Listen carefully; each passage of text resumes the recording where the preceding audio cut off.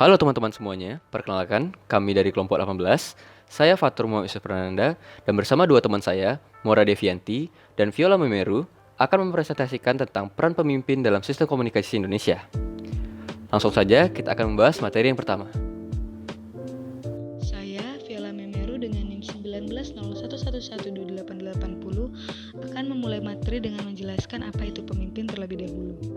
Seperti yang kita tahu, pemimpin adalah seorang pribadi yang memiliki kecakapan dalam memimpin sehingga dia dapat mempengaruhi orang-orang yang ada di sekitarnya untuk melakukan aktivitas secara bersama-sama demi tercapainya suatu tujuan.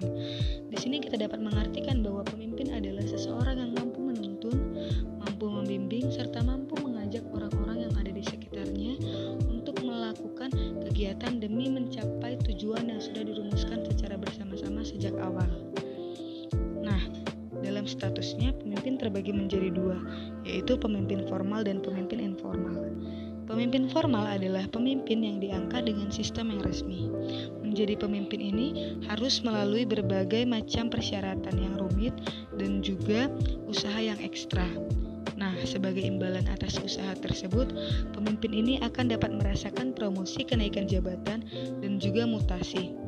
Namun, untuk kesalahan-kesalahan yang dilakukan selama masa jabatannya, pemimpin ini akan dapat dikenai sanksi. Contoh dari pemimpin ini yang biasa kita lihat dan biasa kita dengar yaitu direktur dan juga gubernur.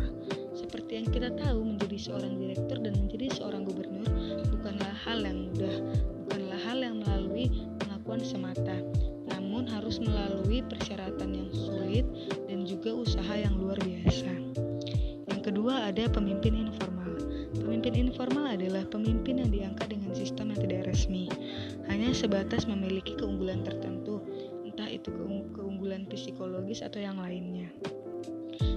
Pemimpin ini tidak memiliki wewenang untuk memerintah atau menghukum siapapun, namun mampu mempengaruhi orang lain. Karena tidak ada usaha yang ekstra, pemimpin ini juga tidak akan merasakan promosi, kenaikan jabatan, dan juga mutasi.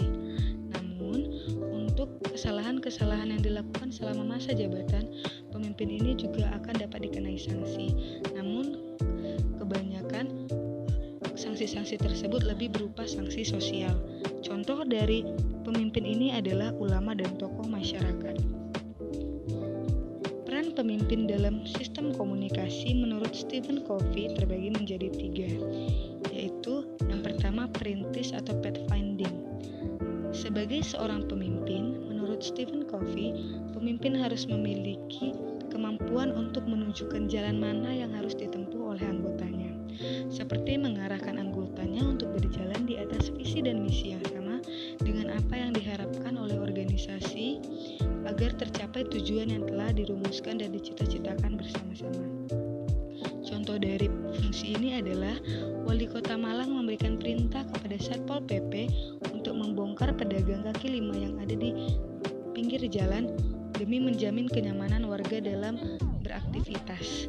Yang kedua yaitu fungsi penyelaras. Selain sebagai perintis, pemimpin juga harus memiliki fungsi sebagai seorang penyelaras. Maksudnya adalah di dalam suatu organisasi memiliki anggota dengan karakter yang berbeda-beda. Maka pemimpin harus mampu mensinergikan dan menyelaraskan pekerjaan antara bagian yang satu dengan bagian yang lain. Contoh dari fungsi ini adalah untuk menyelaraskan pekerjaan yang ada di lingkungan pemerintah Kota Malang, Dinas Komunikasi dan Informasi menyiapkan perangkat aplikasi yang nantinya akan digunakan oleh Wali Kota Malang serta bawahan-bawahannya. Dan fungsi yang ketiga yaitu pemberdayaan atau empowering. Fungsi yang ketiga menurut Covey adalah pemberdayaan atau empowering. Pemimpin di dalam suatu organisasi harus mampu menghidupkan suasana di lingkungan kerjanya agar setiap komponen di dalamnya bersemangat untuk bekerja dan meraih hasil yang maksimal. Contoh dari fungsi ini adalah pimpinan di Bank BRI memberikan arahan dan motivasi kepada seluruh pegawainya sebelum jam kerja dimulai agar membangkitkan semangat dalam bekerja dan memberikan hasil yang maksimal bagi konsumen. Nah, kegiatan ini biasa kita sebut dengan briefing. Berikutnya, ada fungsi pemimpin dalam sistem sebagai komunikator. Menurut Burgon, Heston, dan McCraskey, fungsi seorang komunikator dapat dijabarkan dalam 8 aspek. Aspek yang pertama, fungsi inisiasi. Seorang pemimpin mempunyai tanggung jawab atas masyarakat. Oleh karena itu, mereka harus berani mengambil keputusan untuk mengambil ataupun menolak gagasan baik yang berasal dari dirinya sendiri maupun orang lain. Aspek kedua, fungsi keanggotaan. Seorang pemimpin harus dapat melebur ke dalam kelompok agar dapat diterima oleh anggota yang lain. Peleburan ini dapat dilakukan dengan banyak cara, misalnya mengikuti kegiatan rutin, berpartisipasi dalam setiap kegiatan, dan mengakrabkan diri di tengah-tengah kelompok. Aspek yang ketiga, fungsi perwakilan. Sebuah kelompok seringkali mendapat ancaman yang berasal dari luar. Nah, disinilah fungsi seorang pemimpin untuk dapat menyelesaikan masalah agar anggota kelompok menjadi tenang kembali dan dapat melanjutkan aktivitasnya seperti sedia kala. Pemimpin bertugas sebagai penengah jika anggota kelompoknya bermasalah dengan kelompok yang lain. Aspek keempat, fungsi organisasi. Seorang pemimpin memiliki tanggung jawab terhadap hal-hal yang bersangkut paut dengan persoalan organisasional, kelancaran roda organisasi dalam masyarakat, dan juga deskripsi pembagian tugas. Sehingga seorang pemimpin perlu memiliki keahlian dalam bidang mengelola organisasi dan juga kelompoknya. Aspek kelima, fungsi integrasi. Dalam fungsi ini, seorang pemimpin perlu memiliki kemampuan untuk memecahkan ataupun mengelola dengan baik konflik yang ada dan muncul di kelompoknya. Dengan kemampuan ini, diharapkan seorang pemimpin dapat menciptakan suasana yang kondusif untuk tercapainya penyelesaian konflik dan dapat memberi kepuasan untuk semua pihak.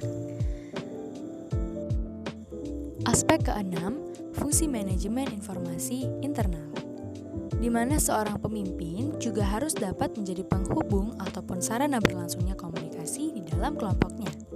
Bagaimana perencanaan, pelaksanaan, serta pengevaluasian sebuah kegiatan juga harus dibicarakan dengan keterbukaan. Untuk itulah diperlukan seorang pemimpin untuk menjadi penghubung serta penengah jika adanya kritik dan solusi untuk kegiatan tersebut. Aspek ketujuh, fungsi penyaring informasi. Untuk kemajuan dan perkembangan sebuah kelompok juga diperlukan banyak informasi serta wawasan baru dari luar. Namun, tidak semua informasi dapat diterima dan diadopsi oleh suatu kelompok tersebut. Nah, disinilah seorang pemimpin harus bertindak sebagai penyaring informasi baik yang masuk ataupun yang keluar. Hal ini juga bertujuan untuk mengurangi konflik yang dapat timbul di dalam kelompok tersebut. Lalu ada aspek yang terakhir yaitu fungsi imbalan. Pemimpin melakukan fungsi evaluasi dan menyatakan setuju atau tidak terhadap kegiatan-kegiatan yang telah dilakukan oleh para anggotanya. Hal ini dilakukan melalui imbalan-imbalan materi seperti pemberian hadiah atau pujian ataupun sebuah penghargaan.